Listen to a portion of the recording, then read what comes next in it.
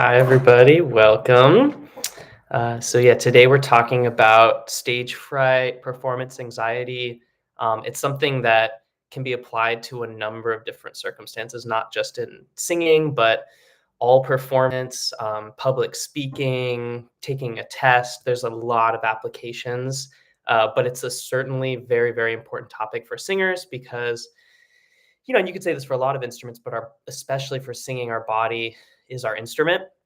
And in a lot of ways, we have to learn how to understand our nervous system and how to work with it in order to get our best performances and to enjoy what we're doing while we're doing it. So it's a really, really important topic. We're going to do a lot with, describing sort of the context of all of this. It also kind of explains a little bit of like why I do the practice a certain way. Um, Practical tips, understanding that it's not like a one size fits all kind of a model with how you figure out, what's going on with the way that you're approaching your performance, what's happening in your body and your nervous system. So we're going to talk about all of that. Please ask questions. I love hearing things that people do to help themselves get ready or anything like that. This is so important. In some ways, arguably just as important as vocal technique, because if you're really feeling a lot of anxiety as you're performing, it can get in the way of all the other things that you're doing and practicing. It can make it really hard to focus. So there's a lot to be said about this. It's like, as artists, we're playing our nervous system as an instrument just as much as we're actually playing our body as an instrument. So we're going to get into the concept of like polyvagal theory a little bit. But I also want to make sure that we talk about some practical applications. Some of them are things that I do in my practice, so it'll all kind of come full circle. But it's really important about understanding like what specifically you need in the moment and developing a tool belt. Just like everything else, like ear training, it's like a muscle that you can train. It's a practice. So it's not something that you want to be like, oh, I'm just bad at this because I get so anxious. There's a lot of strategies, and it's not like just because one tool isn't working for you, that's not something that you want to use as a judgment for like, oh, I'm just like a nervous person and things like that. So we'll talk a lot about like the mindset. The first thing I want to talk about is just the context of all of this. I think when we deal with being a vocalist, just like a lot of other things, it's something that we often objectify, which is kind of an interesting term to use, but you can almost think of it as like we fetishize like vocalists in a certain way. Like, and so what this does, this is my take on things. There's other people who talk about this as well. And you'll see this with, sometimes like critiques and commentary. And we're going to definitely talk about how to take criticism, the fear of criticism, all of that kind of stuff, right? Because it all plays into this. But one thing that happens when we objectify something, uh, at least the way I like to think about it, is we essentially hold people to this impossible standard of perfection.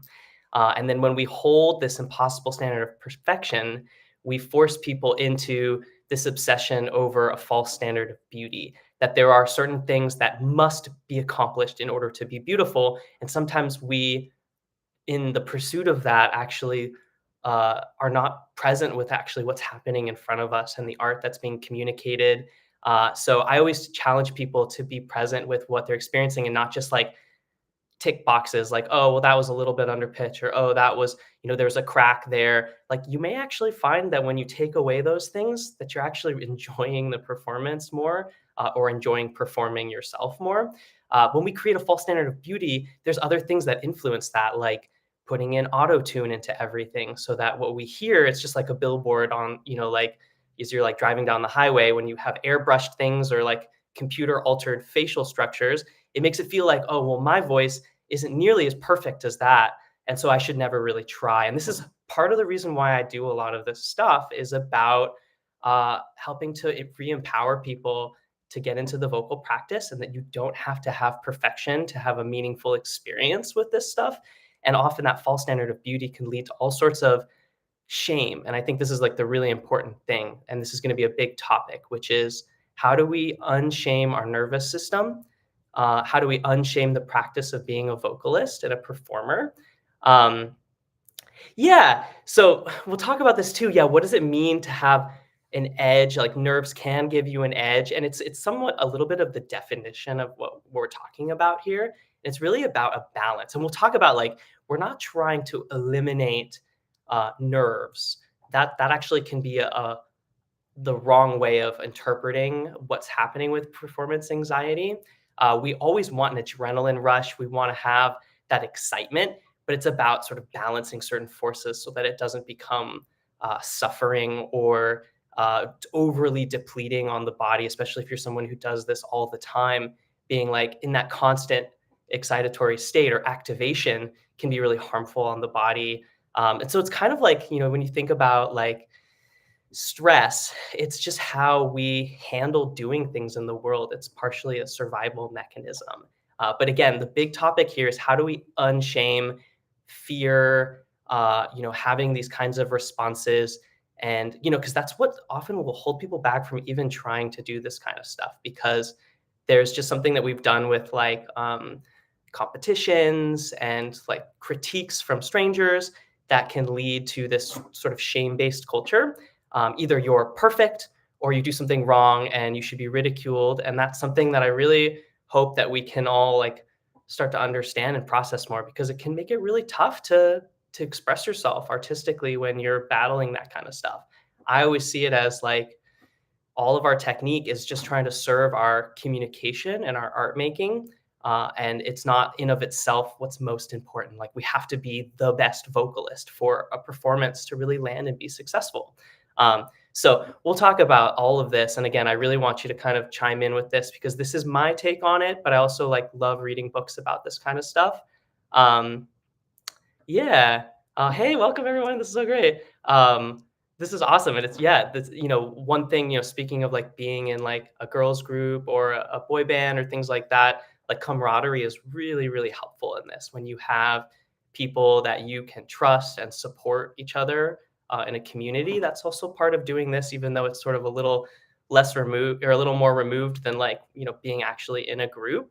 That can be a really, really rewarding experience because then it's about your synergy, about what you're doing together. And this leads to this one concept that's a little maybe like a I don't know, like you might disagree with it, but I think that it's an interesting way of thinking about things. Maybe controversial. That was the word that I was thinking of. Um, the concept here is that we often have this idea in our society that like art has to be like this healing thing, which is really important. And like, yes, like singing and art is a wellness activity, but there's sometimes we can run the risk of trying to seek love and approval from random strangers. And that's a very risky thing to do. It's not actually that safe. And so that can lead to some of these like these mental somersaults that we have, where it's like, what if people don't accept me? What if they don't love me and things like that? And if you're like exploring art and you're exploring like your traumas, your experiences, vulnerable emotions, like do it with people that you trust. Like talk with like loved ones. Like don't have to like bleed out in front of everyone all the time. And that sometimes we like encourage people to do that. Like that's the power of an artist. And it's something that definitely happens. Um, um, yeah, and yeah, there's something different, right? When you're like performing by yourself, if you feel really exposed. But if you're someone who writes your own music, or your own lyrics and things like that, that can feel really vulnerable. And it's just important that that's like your process, but it's not something that you necessarily have to like win approval from others. In front of an audience, that's something that you might explore like in other places before you actually like like later down the line. I think sometimes people feel like they can like transform themselves in front of an audience and with and through an audience, and you get this with like a lot of like child celebrities and things like that, and it can be risky, right? Because it can be hard to you can lose yourself in all of that. So again, that's just one of my sort of things to like start to think about, which is like I've read this in some books where it's like you want to think of it like you're the parent and the audience are children, and you are you are educating out, you are doing things where um, you are showing people a way and you're helping them navigate maybe their nervous system a little bit, because the truth is, when you're feeling all of these feeling on stage, it's like a big sort of magnifying glass, right? Like, other people are going to feel uncomfortable if you're uncomfortable. Other people are maybe going to feel more at ease or empowered if you're feeling empowered. And that can be like a really daunting experience, right? It feels very exposed. So I just think that it's really important to kind of like note that, like, this whole process is not like something where you're, expecting the approval of an audience. I think that's when we can lead ourselves into a lot of sort of like that mental labyrinth, right? And so that's just something to go with if you're someone who's creating art, and you maybe flip around sort of the process a little bit. So let's get into the concept of like, what does it mean by like polyvagal theory, and then we'll get into like specific practices, and because it's not just like one type of exercise is going to be helpful for everyone, and even in specific moments, like you might need different things. This is why like being a performer sometimes becomes like a lifestyle. You have to pay attention to your energy level, to like all sorts of things, your physical health and all of that, right? As we're getting our best performances to happen. So polyvagal theory, it's like this guy, Dr. Porges, was like the one of the main sort of people. If you're looking up this topic and you're like, what is he talking about? Has he done his research? This concept is that we have these different ways that our body uh, tries to survive in situations where we meet stress or we encounter danger or potential danger. Um, and it's like one of the most normal things. It is how our bodies survive. And so, sometimes again in our culture, we shame people who feel fear and anxiety. And I think if we can undo that, that actually we can allow for a lot of beautiful creative expression. And it's just a rite of passage in a lot of ways as you're a performer or someone who has to get up and speak in front of other people. And it's, you want to stop the concept that there is a perfect state, that like once you are in this one state all the time, everything will melt away, all your problems will melt away. We're always going to be dealing with these different kinds of states, and we're constantly shifting through them. So this concept, and it's sort of how we can learn to understand where our body is at and how we're responding to things, and then do some exercises to help us bring us back into balance, modulate sort of where we are if we need a different kind of feeling.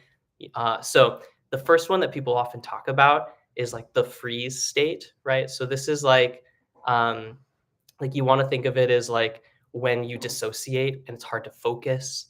You get kind of really yeah, detached. It's this concept of like this one lady calls it preservation mode, and it's this concept that we're trying to like preserve our energy in response to like a threat. And so this can be really hard when we're performing because it can cause us to kind of check out a little bit, and it can sometimes be really subtle to see when someone is dissociating, like they're just going through the motions, but we've checked out in order to avoid a lot of potential pain, right? And so that's the question you can ask yourself, and like we'll talk about this sort of like question checklist is like, um, do I like do I feel like a numbness, dissociation? Do I feel like in response to something jarring, like I've kind of run out of energy and budget, and I've sort of like gotten very like sleepy, like hard to focus. Like you might be experiencing that freeze mode. When I'm feeling that kind of stuff, that's when you want to do some things that help to sort of invigorate yourself. So like doing like squats, trying to get your blood pumping a little bit. There's things like paying attention to different sensations. Doing like tapping techniques. People do this for like stimulation, or like this one that we'll do sometimes where we shake and then we relax, and then we like shake half the amount, and then we relax, and then we shake like half of that amount until we just get that nice sort of like buzzy kind of tingling thing. So in some situations, like being really social with people, talking, doing all of these kinds of like hype up exercises can be really great. But some of my friends and colleagues and myself included, sometimes I need the exact opposite. Like I need to calm down, take a walk, get sort of somewhere away from other people so I can be really like reflective and just aware of my personal like self and sensations. Because sometimes what happens if you're in that kind of really loud environment, like backstage with people, then you got to perform, there's this sudden change. All of a sudden, it's really quiet, everyone's watching you, and that can be really disorienting on your body. And then you might start messing up. You might like feel like I like have no control over my voice, things like that. So that you can talk about as this other concept, which is like um, we call it sort of like the fight or flight response, right? And so I like the again this term move mode, where it's like you're in this, you got to like move or do something, and that can be really hard when we're singing because we need this sort of calm, controlled breath. And if our heart rate's really rapid and beating sort of separately from the music, if it's hard to get that like deep, calm breath, we might get kind of like jittery or shaky, right? And again, like not something to be ashamed of. It's just something to understand and be like, oh, I'm actually having that kind of a response where I might be like pacing around the room, right? I do this all the time. I'm like pacing. And that's when, okay, I need to like take a moment, focus on my breath, try to center, slow down. That kind of meditation might be really helpful if you're in that kind of state, but it might not be helpful if you're feeling that kind of like freeze sensation. So this is getting like a little more granular. Again, this is a very fast sort of review of all of these things, but the point being is we have these different states. Now, I'm doing it in a particular order because there's something really fascinating and interesting when we talk about it in the sort of scientific realm. It's the concept of this like evolution, where these states are all like hardware. It's like technology that our body and that other organisms have developed, and they kind of evolve on top of each other and they include each other. So it's not that like freeze mode goes away. It's just kind of like the first type of state that that like creatures would use for survival. And then this fight or flight is sort of like this next state, and they kind of are included within each other. So there's this concept sometimes that there's like a hierarchy, that like once we've gotten to this more evolved place, like the most recent technology, that we're somehow going to be better off. And that's not necessarily the case. We're constantly kind of flipping through these different states. And I just think it's really fascinating. And as a performer, you'll be like, oh yeah, I've been through that feeling. Like I've felt that, and it's different every time. And I think this is what's important: is it's not just like you just need to relax, right? That can be really frustrating because we have different states for different reasons, and we have to start to learn how to kind of get what we need from our tool belt. Um, Sometimes it's literally like, if you're like you have your checklist, like have you had like a lot of like sugar, carbohydrates without like complex like vegetables and foods and things like that, like you might just literally be having like an insulin crash, and like you got like really hyped up, and then all of a sudden you're like feeling really deplete. That's a thing that happens, like hyped up on a ton of coffee, certain kind of medication, and that can like really disorient yourself. So like sometimes it's like a purely like physiological thing. Like there's this great concept of asking yourself like, what's my pain level? What's my activation level? Like, am I feeling like really low activation, like maybe in that kind of like dissociated sort of free state? Or am I feeling like really, really active on edge? Maybe I'm like lashing out at people a little bit. I'm like a little like irritable, things like that, hypercritical, including towards yourself. You might be moving towards that like fight response, right? Where you're trying to like, I'm just gonna like dig into it and attack. And that, as we know, as a vocalist, sometimes that can really backfire on our vocal technique, because when we try to just like fight into our voice, we're squeezing, we're pushing, we're straining. And that's not very healthy on our vocal folds.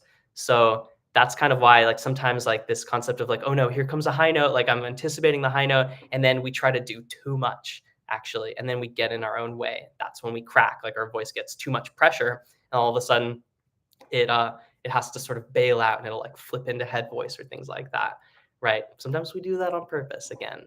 Um, but I'm just trying to help you guys get a sense of this sort of framework, right? It's always like a little more than just like, I'm super relaxed or I'm super engaged. And that's just like that comment, like, having some adrenaline is really important. You don't want to just be so calm that you're sort of falling asleep, right? Like that's not good performance energy, but you don't want to be so activated that perhaps you're like expending way too much energy and you're maybe like over engaging and squeezing and just sort of shouting out um, your musical lines and your melody. So there's a complexity to this, and this is why it's better to understand a framework rather than like there is one right answer of what state you should be in.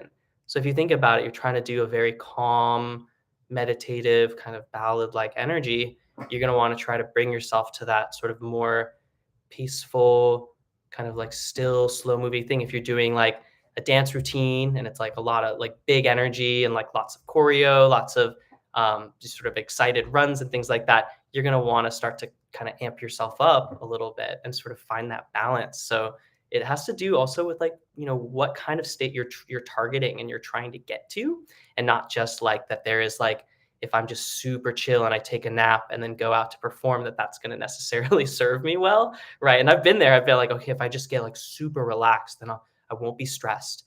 And then you maybe like run the risk of actually kind of dissociating and you're like, I don't even know what happened. I totally blacked out the entire time.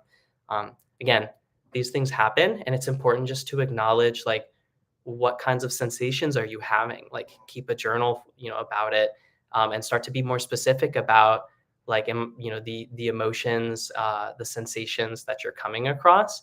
And that can be a good first step to starting to actually truly work on what's causing those sensations. Now, there's also this other concept that, and this is kind of good for taking away the shame aspect. Um, we're not as in control as we'd like to think. Like our body has trouble perceiving real threat from, like other kinds of like more imagined threats. Sometimes it happens sort of randomly for various reasons, like bright lights, um, loud sounds, right? Like driving in traffic, getting to your thing, and it can really like put you off. And then you're experiencing, or maybe you're experiencing some pain, like maybe like in an acting situation, like, and you're supposed to do some sort of uh, thing with another actor, and it gets a little too intense, right? And you could start to shut down and freeze up, and that's like happens to people all the time in performance situations. Um, and they're like start to get mad at themselves, like I don't know why I froze up. But the thing is what the science shows us when we talk about like neuroception, like our body is trying to assess what's happening out there in the world, and it's not always like necessarily getting the right picture. You might be really trying to do something consciously, but your body unconsciously is sending all these signals of like danger, shut down, freeze, like make your heart start racing. And it can start to cause this sort of like divide, right? Where it's like, I'm so mad at myself for getting nervous, for feeling that anxiety, for whatever it is. And I just, it's really important to note that this stuff happens beyond our conscious control, and it's a practice, and it's something that like you're going to experience, and it's not something to be like ashamed of. There are so many famous artists who talk about these experiences and like the kinds of tools and tricks that they'll do to try and just strengthen their vagal tone, which is when we recognize we're in a state, how quickly can we learn to shift that, modify it, take like anxiety and turn it into that edge of like an adrenaline rush, right? And turn some confidence to kind of work through. Um, so there's all these things, and again, it's just like when you do the reading, you start to see that it's more nuanced than you would think. And that actually is really helpful, I think, because it's not just like, oh, like you're just really stressed out and you need to relax. Or some people are just more confident than others. I think that it's a practice like anything else. And personally, like I have moments where like not nervous at all, feeling so great. And then other moments where I'm just doing like a small thing in front of like a small group, audience that's very intimate or whatever. And I'm feeling a lot of anxiety. And so, again, like it doesn't relate necessarily to like, oh, I'm in this big show, or oh, I'm like, like doing this tiny little thing, or someone's like, oh, you're a performer, like sing something for me right now, and I'm like, I'm not in the headspace for that right now, like that's totally normal. And again, we can't always predict how our body's going to react in circumstances, and so again, I just want to kind of give this framework. Hopefully, you guys are following with that, or if you have questions about it, there's there's more to it too. So what I'm just going to go a little more into this, but again, we'll talk about practices for each. So like when we're talking about that, um, that like fight or flight response thing, that concept of being really amped up, right? Getting irritable. These are like, maybe really competitive with other people. These are all concepts of that. Like that's how we're surviving, right? That's how we're dealing with the perceived danger that we're experiencing to fight off potentially feeling shame or like incompetency, those kinds of things. Um, your body's going to get overexcited and you're going to get fatigued from it. So sometimes like that type of performer, and again, been there, been overly activated, is doing really well. And then perhaps the performance ends and you crash right on the other side. And you might start to lean into like co-regulation like habits, things like that, tendencies where like now I need to like do something to help take that edge off. I can't get relaxed anymore, right? Like you are not having trouble sleeping, right? You do, there's all sorts of things that can happen. Now you might be like, oh, I've seen this with like performers, and rather than like judging it, you can see that if there's a lot of complexity when you're, you know, building a lot of energy with people, which is an amazing thing to do, right? To like provide this night, give excitement, like get people pumped up. But like if you're like conquering it like a hero, sometimes on the other side, there's another world to that performer. And so when you're thinking of the long haul, that person might be getting really pretty depleted over time. Um, yeah. Yeah, exactly. That sounds like, that kind of concept, right? Where sometimes you can feel really confident, and then all of a sudden a situation like auditions can be really tough because there's this concept of evaluation involved, right? Um, and then, yeah, that sounds kind of like the, dissociating, right? Like, or, freezing up a little bit, right? Where you start to forget, like, lyrics, you start to kind of pull back, physically to sort of, like, preserve your energy. So that would be a situation where, like, again, like this doesn't always work for everyone. You can't just be like, there's just one simple fix. But like sometimes it's like doing some squats and like getting your blood pumping in a certain way. Doing like little mental exercise games, like where you do like little tongue twisters and things like that, just to kind of get your mind in it. So like, it's like those ones where I do like the big black bug bled blue blood, the big black bug bled blue blood. It sounds so weird. Actors will be like, I know that one. There's things like that where it just starts, you like, if you're going into a more passive state, you're going to start to trip over your words, and then you start to kind of think more conscientiously about it. Again, just like a simple little weird tricks, but sometimes it's just a literally like, doing the tapping kind of thing, doing the shaking kind of a thing where you can kind of like wake up your nervous system a little bit if it's trying to preserve back in. Um, but sometimes like it happens as it's happening, right? And we have to like do the best that we can through it. And you're gonna survive through it, right? And then you just learn from it, and do more auditions, things like that. As someone who's like led auditions before, like I get it. Like I see people dealing with the same anxieties that I've dealt with, and I'm just not in their seat at that moment. But like my whole thing is just, and maybe this is nice from the other side of it, is just to see the potential outside of the nerves, because I know we're going to be experiencing nerves, and I'm more interested in like what do I see through all of that, and even sometimes like do I see a transformation? Like if someone's like, I'm so nervous right now, I just completely blanked out, and then they do it again, or we do the next part of whatever the audition is, and I see them getting more comfortable and rallying and like that kind of stuff, then like that's it shows that they have some of that practice of being able to modify, be aware of their emotions.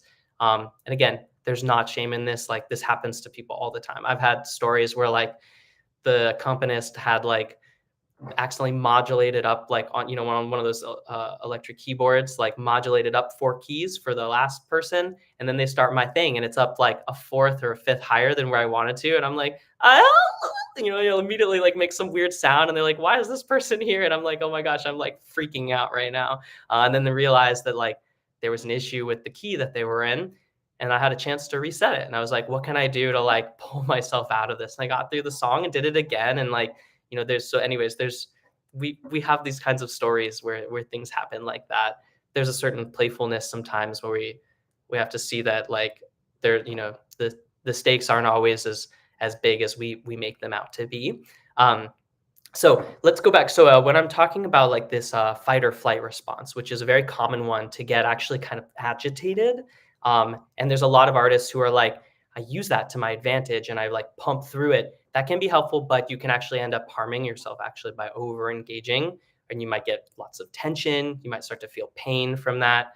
Um, so that's where I talk about actually like the uh, parasympathetic types of exercises. So like the humming exercise that everyone's like, you're that guy who does that sort of weird humming thing. That actually does help us get into that state and increase our vagal tone. That's why I do it with like every exercise. It's also healthy on the voice. Um, what's happening like from a scientific perspective again is that like when we hum we produce more nitrous oxide, and then if we do it in cycle we're breathing that in, we're expanding our passageways, we're getting good inertance or resonance on our kind of back pressure on our vocal folds. We can start to relax our muscles as we're doing that, and it starts to actually pull us into a slightly more relaxed state. So sometimes again that's not necessarily what you need, but if you're feeling really agitated, that one's really helpful. There's a reason why you could think like anecdotally, like humming little lullabies, singing little things to soothe a baby, soothe yourself, right? It's all built into us. This is stuff that like you don't have to, it's not like, oh, I'm an expert at this. It's just more like trying to build a community, talk about these forces, because maybe someone hasn't tried that. And if you try it, like maybe you're like, wow, that actually really helped me in a certain situation, right? So again, what I'll do sometimes is I'll pick a note that's like low or in the middle of my range. My keyboard's not on. So, maybe it's like here, like down here. And I go,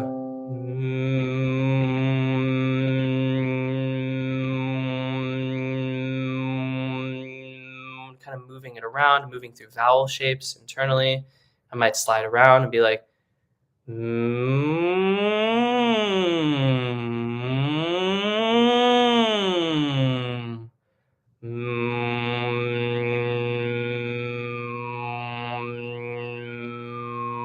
might try it in different spots, breathing that in too. So do it in a cycle. Be like,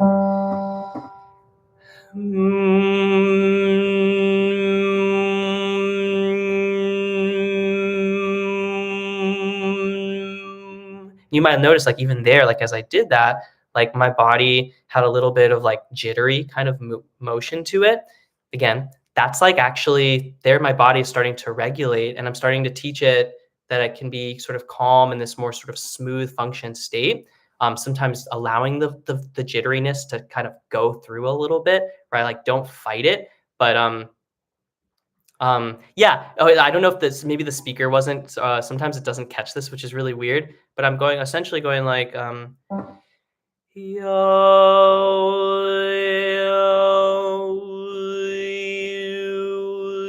I'm kind of moving through these vowel shapes with my mouth closed, going like.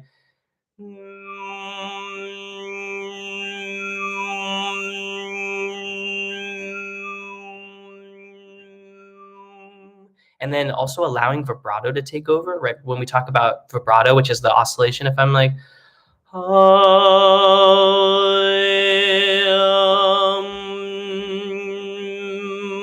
essentially we are tapping into a natural tremor point.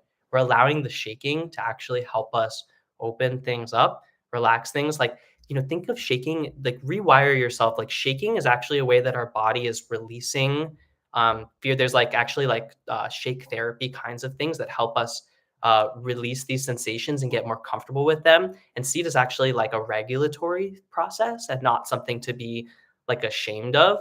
And then if you learn to tap into that, that's essentially kind of vibrato, right? That's actually how we're working that. We're just channeling it in a different way. Um, uh, and again, like there's getting confident as you sing, like, and I hear you when you're saying like, if you're always feeling like that lack of confidence, right? This is the whole point of this one is like, there's not like I can't be like, here's my like hack to just fix that for you. There's a lot of things, some of it is getting more technique and more, with the practice, you can reproduce the same things over and over again. So when I'm feeling like a little dissociated and I'm about to perform and I'm like, I don't remember anything, I'll be like, I've done this a number of times. I trust my body. My body is going to do the things that I do, probably more likely. Like we have lots of patterns. Like a lot of people have the same kinds of vocal habits, right? That's why this kind of works. A lot of people do the same kinds of things almost as like a reflex. And if I'm like, I trust this, like I've done this before, then that can sometimes be a helpful way. And that comes through your consistency of your practice, right? So I don't just think like false confidence is necessarily good, like that you should just, like if you're confident, like your voice is just going to work for you. But there's a lot of people who like, because you care so much about it, like, and you're, working through your art and you want recognition or approval. This is why I talked about this in the beginning. Like, it's a risky thing to try and get your love and approval for your artwork from random strangers. Like and we're going to talk a little bit more about this because I think there's some really fascinating things again that come from the understanding of some of the science things that people do when they're trying to understand these interactions and like how what are emotions and how we're experiencing things and everything. It's actually not quite what we would think a lot of the time, but yeah, like again, you you're gonna like you're gonna go through these kinds of experiences when you care about stuff, and that can be really frustrating because it's like that person, they don't really care about this, and they just go out there and they're confident and like they can do so much better because even if they don't have the training that I have or whatever, because they're just not feeling that panic. And again, it's different for everybody, so don't assume things. Like sometimes that person might be in that sort of like, I'm gonna conquer this, and I'm gonna be so confident, and it might be causing tension. It might be causing like burnout later on. There's all sorts of things that come from this. And sometimes for some of us, they can happen like way later in life because you've been getting a lot of validation and you associate your self-worth with your performance, with your art. And that can be really, really risky, actually. It's where you can sometimes get some breaks where people are like, why am I doing this? And like, what's myself outside of this? Like, I don't want to like name famous artists, but like I think if you look into it, you'll see that this actually can be fairly common, especially for the very, very talented, actually. And it can really, really be harmful to their psyche too. So again, not trying to make too many assumptions, but I just think it's really fascinating. And that leads to this other state that now in the polyvagal theory people are talking about. So again, do the humming things, do deep breathing. If you're doing that fight or flight mode, like do like the diaphragmatic work, right? Which is just using your lower abdominal muscles, engaging out. That's going to help actually engage the diaphragm. The vagal nerve stretches through the diaphragm up through our larynx. So humming vibrates and stimulates that, helps with vagal tone. Doing deep breathing helps and stimulates the diaphragm. The bottom side helps with vagal tone. So singing in of itself as a practice can help you regulate your nervous system. So yes, you can definitely hum a tune instead of just one tone. Be careful if you're going like super high, but sometimes I've talked about this, like I'll do like, even if it doesn't have to be like a known tune, I will hum like a little improvised melody. Like I'll do a thing and I'll be like,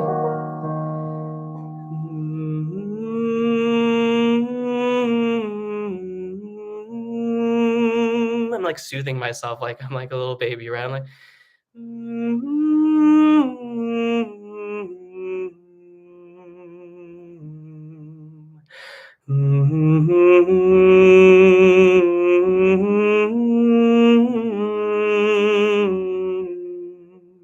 and then you can sing too. It's like, again, humming is just like a nice sort of first step with the nitrous oxide thing, but also just, la la la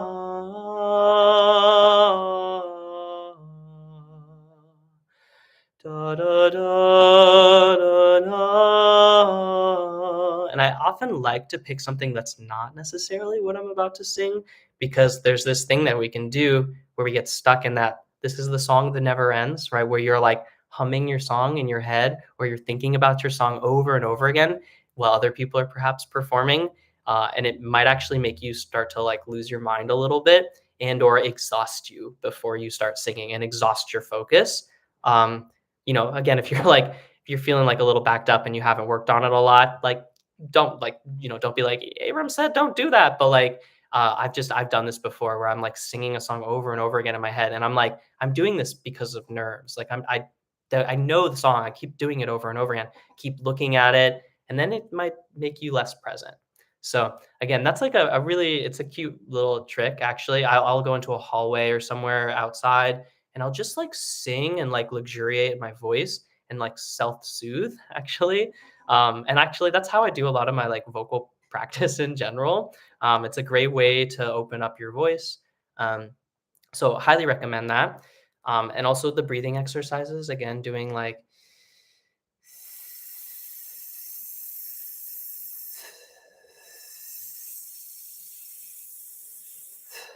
all of that stuff is really helpful for pulling you back down a little bit, sort of pulling your activation. If you're like at an 8 or a 10, super activated, feeling maybe a lot of pain or exhaustion, like pull yourself back like that, and at least try to do that. It can be helpful. Um, So then there's this other one that I think is really fascinating. This is the concept of connect mode, or it's another survival mechanism. And this is one that artists use all the time. This is when I was talking about this, like sometimes people run into this break a lot later on. It's kind of what I talked about in the beginning about seeking love and acceptance from an audience. That can sometimes be a very dangerous thing. So connect mode is when we use our like connectivity with others to survive, right? Which is very human. Like it's a very good thing to do, but sometimes it can actually put us at a dangerous place. This is like people talk about like the rest and digest, just when you're feeling social, and that's actually really good. But there's other things that come into this, like being a people pleaser. That can be very, very exhausting. Getting, wanting constant validation from other people. That can be really, really exhausting. Crumpling at the sign of dissatisfaction or with critique, right? So sometimes connect mode can be that like story of someone who really wants, maybe like a producer or somebody to like them, and then starts to do things that don't serve them necessarily, right? And are taking away from their level of safety. And that can be like necessarily not perceiving like what's risky because you want to please and connect with everybody. That's if that's if you're like that's me, that's an artist, right? Like that happens all the time because that's part of like what we want to do as artists. I think sometimes is find connection, but it's just important to note that that's also still a survival mechanism.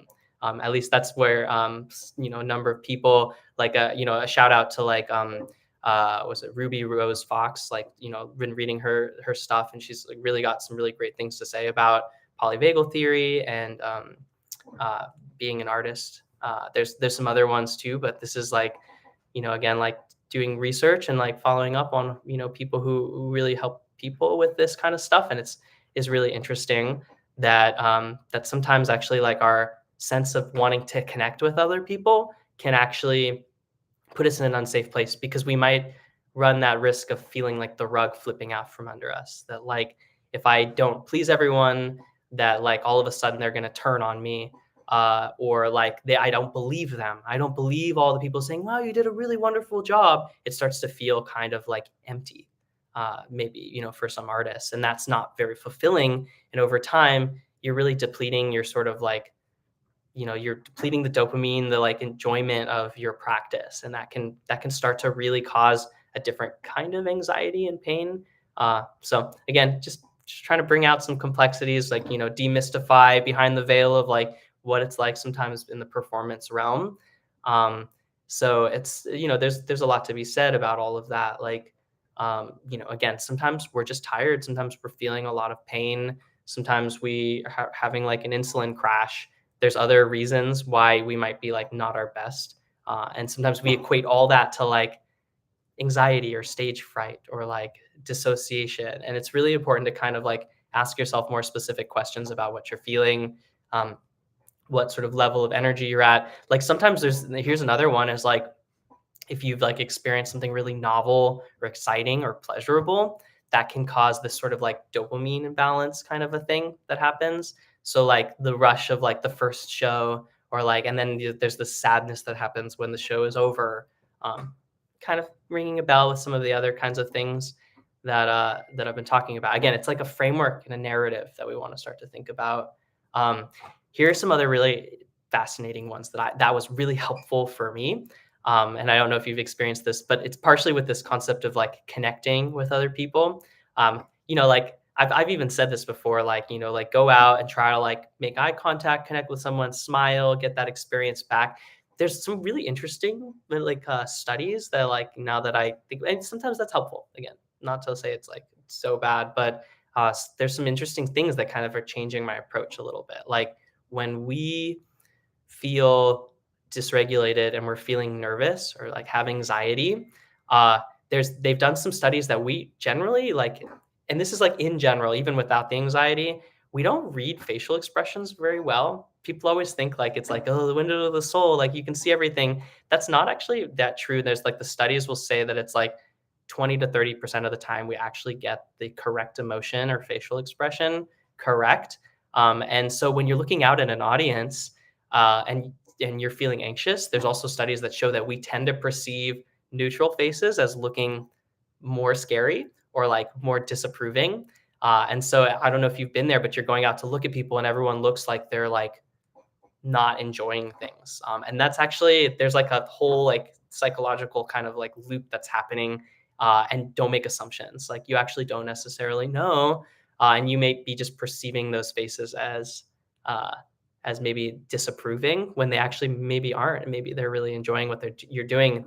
Maybe they're actually totally focused on something else. Because the reality is we're all regulating our emotions all the time. Like when I'm in performance situations and I'm watching a show, like sometimes you can get really anxious just being like stuck in a chair and like you can't really move. And like what if I have to get up and like what if I'm gonna like, annoy that person next to me because I like I need to get out of here and like I can't feel my body because I'm not moving. And like, there's all sorts of thoughts that happen, even just sitting still and watching something. So you just have to remember that people are in their own place. And again, we're just guiding people through an experience. And there's this other thing too, which is let's get to the concept of criticism and critique, because this is a big part of, I think, of where anxiety can come from.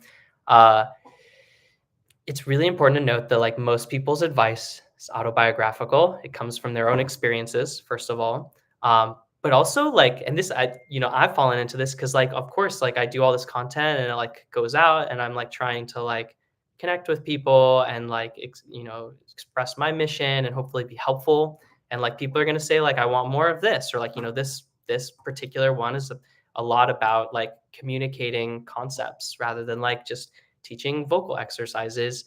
Again, you can hum, you can do breath work stuff, you can do the shaking thing, you can do tapping things. These are all like practical exercises, but a lot of it is understanding too. And so, again, we get critiques, things like that. It's really important to note that when people are critiquing, it often reveals more about them than it does about you, which is really important. Like, when people are expressing things, it's a little bit of a window into their experience. And it's really just important to note that that's just the experience that person is having. Most of the time, like our perception of things is in the past. We're sort of like hallucinating our experiences to be fair, actually. Like with with a little bit of new stimuli. But like if we were constantly seeing things as new all the time, way overwhelming, way too much energy usage.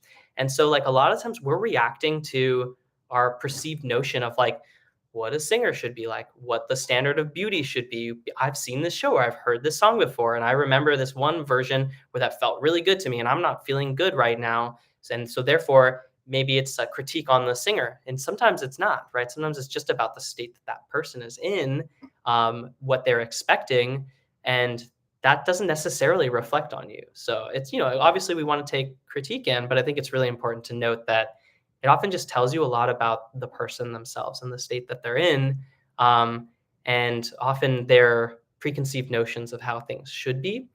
And so that maybe just can like help you reframe sometimes a critique, because critique can be like, just can pop your bubble. It can feel really, really devastating sometimes when you're like, but they don't understand what I'm trying to go for. It's still valuable information, but you don't have to like necessarily take it in a personal light. Um, and again, sometimes people lose so much art and expression just trying to make something sound perfect. And I don't know if that's necessarily what we want. Again, false standards of beauty. Sometimes that can get in the way of something more meaningful. oh wow, that was a really perfectly executed version of that song. Or like there were some things that were a little under pitch or like got a little messy or maybe messed up on a word or something, but that person was like, there's something that they're doing that was making me think about my past, or I really got transported, or I felt like these sort of emotions that were really powerful, right? And so just a question of like, what are you going for? What is your expression? What's the point of it? Are you trying to get approval? Like these are all really powerful questions that you can start to ask yourself as a performer. And I think that they've helped me in a lot of ways too. So that's why I'm sharing all this information. Again, it can be the reason why people don't even start singing. I found like singing group sings with people who are not professionals sometimes have been profoundly more moving to me because it's just like the sound of everybody singing and joyfully expressing themselves. That can actually be really, really powerful. So don't be like, oh, it's like only professional is going to move me, right? I don't think that's actually true. So again, just my personal take on all of it. Um, uh, Yeah, yeah, exactly. So I love that you're saying this, like, you're performing in your audition, and they're getting like sort of like angry, and that's like maybe why you were getting nervous or like again we try sometimes we make assumptions in the moment of like what someone's experiencing or they're like uh, bored. Again we don't know what's going on in people's minds a lot of the time, and auditions can be very exhausting for people who are leading them, so sometimes it's just a matter of like helping them be a little more present and sort of get out of their sort of preconceived notions, right? So that's like an important trick on like auditions in general, like what's going to help sort of wake someone up a little bit because when you have even like 3 to 5 minutes, if you have like 100 people, you're doing 3 minute takes of things. It's like a lot of time that you're sitting there and you're like kind of like it kind of washes over you and you might forget, you might not be very present. So again, that's what I mean by critiquing can be like more complex than actually just like, I didn't get this audition, so it means that I'm bad. Like there's all sorts of reasons and it's not necessarily reflective on you. You have to do a lot of repetitions sometimes. So yeah, like these are the main things. Again, like it's talking about this concept that it's like we evolved these survival modes like as creatures. We have this freeze state, we dissociate, we preserve our energy. We have this moving state where we either fight to accomplish something, but it can be very fatiguing if we're doing that all the time, or we run away, right? We're pacing, we're like not stable, we don't feel grounded, right? Those are feelings in that type of state. Or we're obsessively like kind of relying on others for our self-worth and trying to please them and looking out and expecting if we don't get that approval that we're doing something wrong and that it's bad, right? That's that like connect mode danger kind of a thing.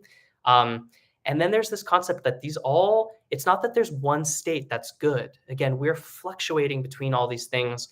And then there's this concept of like getting lost in the character, getting lost in the story, trying to really connect with the music and the people that you're making music with.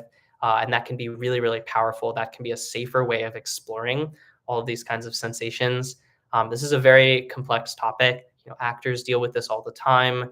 Singers, definitely, again, public speakers, even like taking a test or like talking in class can be these kinds of ways to practice this kind of stuff and pay attention to what your sensations are. And maybe journal about them. Really try to be like, take that time, do like body scanning, right? Was where you can keep your eyes open, you can close your eyes, but you pay attention to like how active do I feel?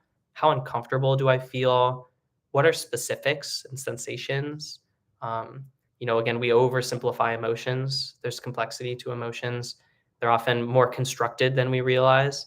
Um, so it's really important to kind of just like slow down and start to find your patterns because we have different patterns as performers. Again, and we might fluctuate between all of those. And we just need to learn how to modulate them and modify them if we're feeling like it's not serving us. So right, there's this old Sanskrit sort of like old thing on fear and anxiety that's like these few questions that we ask ourselves, which is like, what exactly am I feeling? Right. And it's interesting that this happened a very long time ago. People were thinking about this. Again, it's something that's available to all of us. It's like, what exactly am I feeling? And then does it serve me? Like what am I trying to accomplish right now? And like and then you can kind of move from there. That's a very like brutish way of explaining all the stuff that I've been talking about for the last hour. um, so, there's also like there's other physical things you can do. Like, there are points, and like, this is like, it comes from like, traditional Chinese medicine, doing kinds of like centering exercises, like doing Qigong, doing yoga. These are all ways to kind of work with your nervous system as well through your body. So there's a point here, where you're kind of like going in between your thumb and you're kind of massaging this point, and helps to create some awareness, uh, kind of calm you down. Paying attention to your sensations can help you get out of dissociation. So asking yourself questions of like, what am I seeing? What am I feeling? What am I hearing? you know, Taste some food, like get your body awake a little bit more, so you don't just like pull into like, I'm gonna like hide away and sort of go into a dark corner and then black out for the rest of the performance. There's also like a spot, like let's see if I can show this, like take two fingers in between these little tendons here. This is really good for if you're feeling like your heart's racing. So these are actually like a trigger, or they're like pressure points, like acupressure points. And so you can massage that. Also good for digestion. There's like weird ones like massaging right here. This one's good for like energy activation kind of stuff. And again, tapping. There's this spot right here, like right between your chest. That's also for like panic. If you're really feeling like panicky, you can massage this area and work on some deep breathing. Again, these don't work for everybody. I mean, they're age-old acupressure points, and you can look them up. But these kinds of things can help you just sort of change the way that your sensations are going, and maybe break certain nervous system cycles that you're in. So I find this one actually to be very helpful sometimes, just to help kind of regulate if my heart's starting to race, if I'm feeling like upset stomach, right? That's all energy pulling away from your digestion. Again, where like their body is reacting to the perceived danger. And it's okay. Like, again, like us perceiving danger is how we survive in the world. And also, and again, this is like this concept with the connect mode thing. Like, if sometimes not perceiving danger is really dangerous, right? Like if you're just like, everything's good, like I totally trust that stranger who's like lurking in the shadows and following me, like that's not necessarily always a good thing. So it's like important to acknowledge that like these things are designed to help us. And it's like, thank you, body, like I appreciate you're sending me these signals, like I will take care of myself, I'm going to watch out. And that's a really good step to start to kind of mend some of these things, because I've felt that before, where I'm like, man, like if I just like didn't care about this, and I like stopped caring so much about like the art that I want to do, and I want to get all these little moments just right. Like, oh, I missed one of those moments. Oh, I missed another one. Like, this is a terrible performance. I didn't do what I was accomplishing. And like, get in that cycle, and like, oh man, like my heart was racing, and my fingers got all slippery and stuff. I'm trying to play guitar or whatever. And like, meanwhile, like people come up and they're like, this was like so amazing and transformative. And internally, I'm having this totally other experience. So it's just really important that you understand that this kind of like interplay happens. And, again, like we have to be more gentle with ourselves. And I think that's like what is a really important thing. Oh, okay, cool. Yeah, we have a little bit of time right now, so I'm happy to like answer some other questions. What are registers? Yeah, this is a really good one. So when we're talking about vocal registers, we're talking about you want to think more about these different variables of the voice. And when we have certain kinds of resonance, we're going to feel sensations in certain parts of our body. So when people talk about like chest voice is a register, it's really like a certain kind of resonance. Head voice, we feel resonance sort of back here. There are different strategies, and you can actually look at this on like overtone analyzers, because when we sing a note, it's not just one frequency, it's actually a bunch of frequencies, and this is like the timbre of our voice. So when we have certain kinds of registers and certain kinds of resonance strategies, they vibrate, we'll feel sympathetic vibration in different places. So chest voice, like my speech voice, like oh.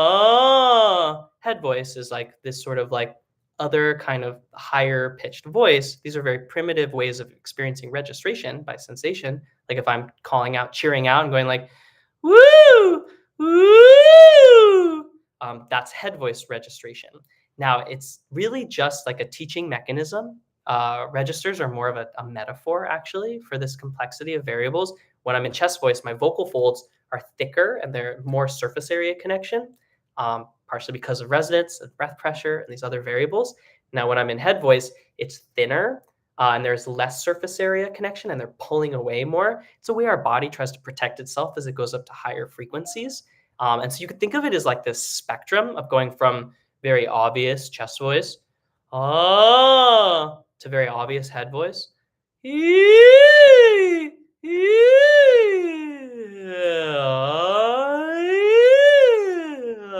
and our voice is kind of trying to navigate between the middle of those two things. That's when people talk about like mixed voice register. So it's really just like a teaching mechanism because often people's voices crack between the two. Like head voice, it's pulling away and using less surface area, which helps us mitigate how much pressure is on our vocal folds. It's like our way that our larynx is trying to protect itself. So it's healthy. So if I went up with just chest voice all the way, I would start shouting and I might crack, right? And my voice might break. And that's because it's too much pressure. So again, it's just kind of like how the voice functions. And we often define like chest and head voice, these distinct registers, by the fact that there's a break or a dysfunction between the two, and there's not a good transition. So teachers talk about registration because it's helpful to understand these different sensations and how to get your voice to do those things because we don't consciously like control our muscles and our larynx very well through vowel shapes, through understanding breath pressure, sensations of resonance.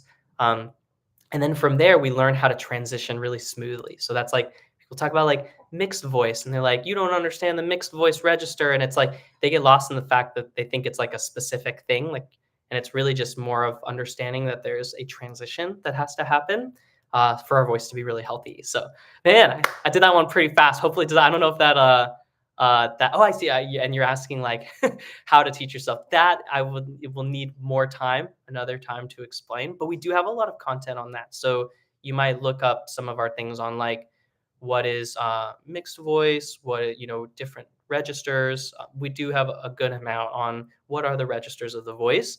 So take a look at some of that, like how to develop each register. And that's going to help you with like how to actually teach yourself to do it. But that's what a voice teacher does, right? They kind of guide you through the sensations and help you understand when you're doing one or the other. Because I get like feedback videos where they're like, I'm in my head voice and it's doing this. And I'm like, you're just like in a light chest voice up higher, but you're coming off of your breath support. Again, being a vocal technician, we have a better sense of like when people are doing these kinds of things. And then there's exercises that help sort of guide you to teach, understand going from one to the other, how to make sure that you're not getting stuck in one register or the other. But I'll put this on my list. Again, like I love that everyone's asking these kinds of questions. That's the whole point. So I'll put it down the line as one of my next topics and things like that. So yeah, take a look again. We have a ton of content and we keep sort of cycling through things. Again, this one's a little more heady, but there are physical things you can do to work with performance anxiety. And again, it's a muscle. The last thing I'd want to say is like, start small, take steps, perform in safer places, perform with groups, try to find the supportive communities. That's part of doing this kind of stuff, but like open mic nights, singing if you like, you've got like a congregation or like a services, things that you do with family. There's different ways that people feel comfortable. Don't just jump into like a big revelation of here I've actually got a really good singing voice at my birthday party kind of a thing, and like what I have everyone there to watch because you might really freak yourself out and you haven't developed these muscles yet and how to work with vagal tone and modify things. You might surprise yourself like what some of the y'all were saying. It can kind of hit out of the blue, and this is just part of the practice, and I think it's actually really good to learn how to do this, and it applies to all sorts of things in your life. I can't tell you how many times like even doing this kind of stuff sometimes, and I'm just sitting in my room talking on the computer, and I can also sometimes my heart starts racing or like I'm starting to feel like a little disoriented or whatever like that, and it's very natural. Again, like where that comes to like just how our body is trying to make sense of the world, and I just thank you, like I'm in an okay place, I feel safe. I'm going to, work on some breathing exercises, do other things to try and get my sort of nervous system calm, but it does take practice. And so hopefully, again, this is a good video people can come back to. We have other ones on like how to release tension and how to, other ones specifically on performance anxiety. There's a whole like performance course that Camila and I do on the website, which is like specific situations you might encounter, being well informed about how to like approach an audition, right? Having those technical logistical insights can also help you feel really calm, right? When you're well prepared, when you know what you're getting into. So again, that's why we're here, is to help answer some of those questions. You know, experience from colleagues, from reading and like consolidating all that information. So I'm always curious when people have other things that they've been reading and coming across in terms of these concepts. And again, the main big concept for this one was polyvagal theory, which is about our nervous system and how we modulate between different states in order to survive and navigate the world. It's about like how we perceive others and maybe the assumptions that we make sometimes. And that those things can really, really help. Like the criticism one for me was really helpful. I was kind of freaking out a few months ago, like just like, how do I like respond to criticism, and like and then I was like, it's a reflection of other people. And then I realized like each person is explaining something about themselves when they critique. And that's actually an opportunity. So anyways, I hope that's helpful. I really appreciate y'all coming and listening to all of this. And again, we're gonna. This is a very conceptual one. Someone recently was like, "I want one on performance anxiety," so I wanted to come back to this. It can be game changing, learning how to navigate this kind of stuff from performance to performance, and figure out how you budget your energy, your creative expression, stay inspired, stay healthy, and enjoy what you're doing. So I highly encourage like continuing to practice this kind of a thing. Practice recording yourself. That kind of is like an odd way of doing this. Um, and then yeah, as we're moving forward, let's kind of switch into some more like vocal training and exercises one. So I think I've got I forget which one I'm going to do next, but I've got one coming up, and I think we'll focus a little more on our vocal practice, which again is also part of this because it allows you to feel confident about your voice when you have practices that you can repeat and reproduce, and you know generally how your voice is going to respond. Uh, yeah. So again, if you have lots of questions and are confused about this stuff, have taking lessons one-on-one is a really great way to individually work with different people and what you're specifically going on, or having issues with, or you're curious about. And then also, yeah, come to these things, ask questions, and I'll keep trying to like make more stuff as we navigate the scene. So uh, yeah, I'll catch you all next time. Thanks again for watching, and yeah, have a good rest of your day. All right, take care, everyone.